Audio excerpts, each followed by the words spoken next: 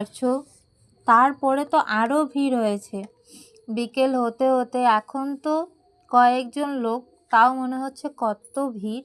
আমরা যখন গিয়েছিলাম আনন্দবাজারে তখন এই যে শুধু এই কয়েকজন লোক, ফাঁকাই ছিল প্রায়, কিন্তু সন্ধ্যা হতে না হতেই এত লোক, কি বলবো, 1টা-1:30টার দিকে পুরো মানে এত লম্বা লাইন, দেখা যাচ্ছিল না মানুষের মুখগুলো মানুষের মাথার জন্য।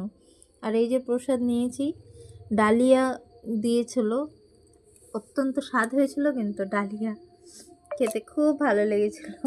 আমি তো একে একে 2বার খেয়েছি। আমি ভয়েস দিতে গিয়ে হাসছি, কারণ হচ্ছে কি হলো, একে একে প্রসাদ 2বার নিয়েছিলাম, অনেক টেস্ট হয়েছিল। আর এইদিকে দেখো কি লম্বা লাইন, দেখেছো ঠাকুর দর্শনের জন্য। ওই যে আমি কিছুক্ষণ আগে ভয়েসে বললাম যে আমি ঠাকুর দর্শন করতে পারিনি, কিভাবে করব বলো। এই যে দেখো এত বড় লাইন, সেদিন হয়তো আমার কপালে ছিল না ঠাকুর দর্শন করার, ঠাকুর আমাকে দয়া করেনি, যার জন্য আমি ঠাকুর দর্শন করতে পারলাম না। মন্দিরটা জাস্ট একবার দেখো কি সুন্দর করে সাজিয়েছে, এত সুন্দর লাগছে দেখতে, জাস্ট মানে কথার কোনো ভাষা হবে না, এত সুন্দর।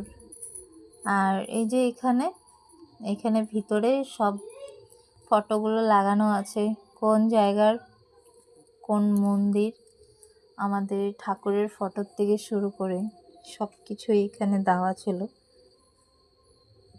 খুবই সুন্দর।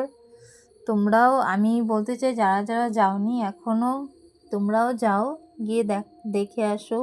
সাধারণ সাজিয়েছে। আর হ্যাঁ, প্লিজ কেয়ারফুলি যেও, কেউ সোনার জিনিস পরে যেও না। আর যদিও সোনার জিনিস পরে যাও, একটু কেয়ারফুল থেকো, কারণ হচ্ছে কি হলো, অনেকেরই সোনা গয়না চুরি হয়েছে। যদিও নিউজে দেখলাম যে তাদেরকে ধরা হয়েছে, 16 জন না 17 জনের গ্যাং, 3টে পুরুষ আর 11 জন মহিলা, হয়তো সম্ভাবনা জানি না, সেরকমই কিছু একটা শুনলাম। আর এদিকে দেখো কি সুন্দর দৃশ্য, মানে এক একটা ফটো অসাধারণ দেখতে। এদিকে আমাদের ঠাকুরের ফটোগুলো, মানে ওনার বাল্য বয়স থেকে যতগুলো ফটো রয়েছে সবগুলো ফটো এখানে দেওয়া ছিল, সব ফটো এখানে টাঙানো ছিল। এই যে দেখতে পারো, এই যে কি সুন্দর লাগছে আমাদের ঠাকুরকে দেখতে। দেখ